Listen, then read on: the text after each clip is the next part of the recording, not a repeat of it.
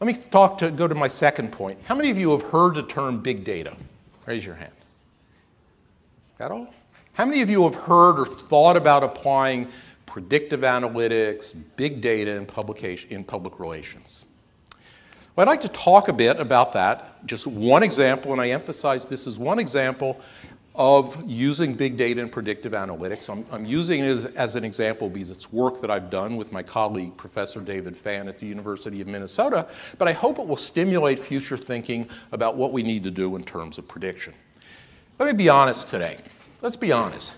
Companies monitor traditional social media, and they may see spikes up and down in messages, but do they really know what it means?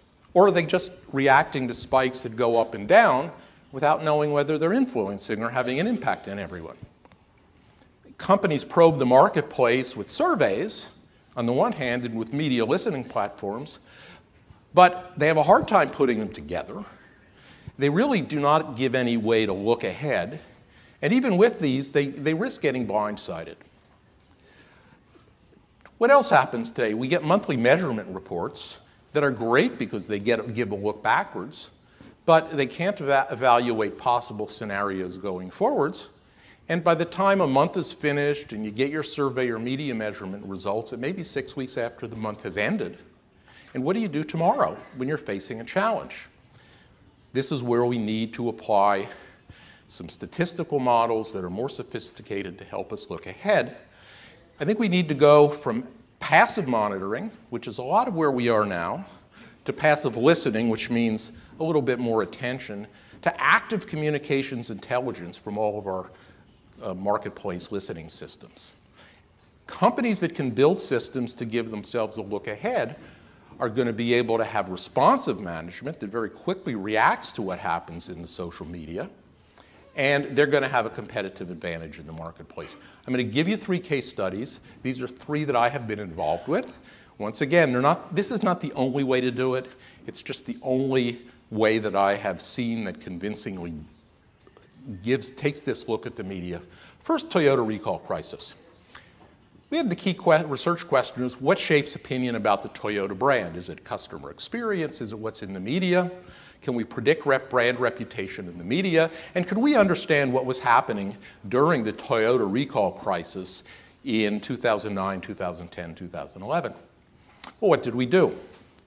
We took as predictor variables 25 newspapers, top 25 in the United States, the top 25 online news sites, 50 top blogs, mostly automotive, but 50 blogs where there was most discussion of Toyota, 50 forums, also mostly automotive, where there was most discussion of Toyota. Note 2 things. No broadcast. We couldn't afford it. Secondly, we didn't have Twitter.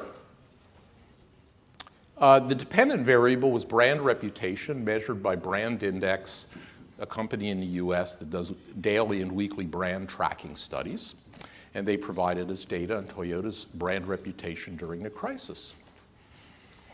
So we did our mathematical model, which I will show to you later. I'm sure you're all very excited about math. But look at the middle chart showing positive opinion and the bottom chart showing negative opinion. The dots are the week-by-week survey results for Toyota.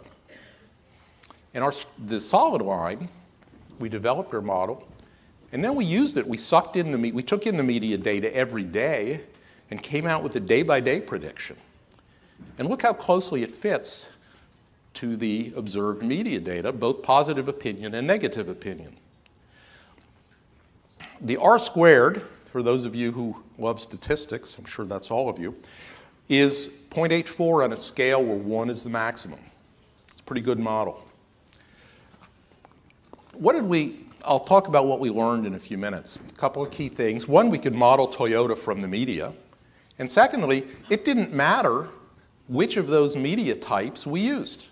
Each one was as good as the other in terms of giving us an understanding of the environment. Think about that for a moment. Didn't matter if we want to understand the world out there, we can look at daily newspapers, we could look at blogs, we could look at forums, or we could look at online news. Each one is as good as the other. Why is this the case? In technical terms, It's the intermedia agenda setting effect is so strong. In other words, news passes so quickly these days from one media channel to the other that at least going down to the daily basis, the 24-hour news cycle was it. And if you are only watching the blogs, you are knowing they are capturing the information available to all the others.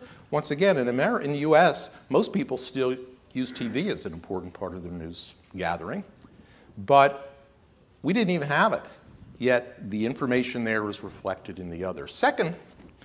A second interesting point was we found that positive news had twice the impact of negative news, which is very counterintuitive. I don't think most PR people would believe it. I think that's specific to Toyota that had a strong brand, but it's very interesting. Third, the half-life of information was almost zero. In other words, people act as if they receive a piece of information, they process it, and they move on. About 20 years ago, the half-life of information was a week. It means people are being bombarded by information, we process it, we move on. End of story. Let me go on to a second one, consumer economic sentiment. The University of Michigan does an economic sentiment survey. They release the results every month. The question is, do people judge the economy based on prices at the grocery store, the price for gasoline, did their neighbor lose a job, did they get a raise, or based on what they got in the media? As predictor variables, we took the Associated Press Newswire and the Washington Post, an average of 10 news stories a month, and looked at them in terms of whether they said the economy was getting better, it was good or bad, or getting better or getting worse.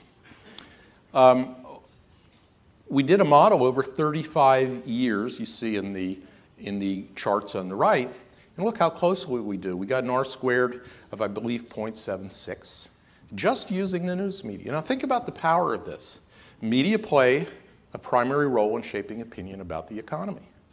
Second, if we're a store, a retail store, we could use this data, or this model, to simply look at the news and see what people are thinking about the economy. We don't have to survey them anymore. And once again, the shelf life of information is zero. And third, let's look at a behavioral area, teenage smoking. Could we predict teenage smoking from the media alone? This was a 10-year study looking at newspapers, Google News groups. And if you look in the right, on the bottom, we looked at whether 17-year-old, 15-year-old, and 13-year-old students were smoking in the past year, in the past couple of months. And through the news alone, we could understand smoking. In other words, public health campaigns actually do work. They have an impact on smoking. And if we understand and build a model, we can actually tell day by day, week by week, month by month what's happening.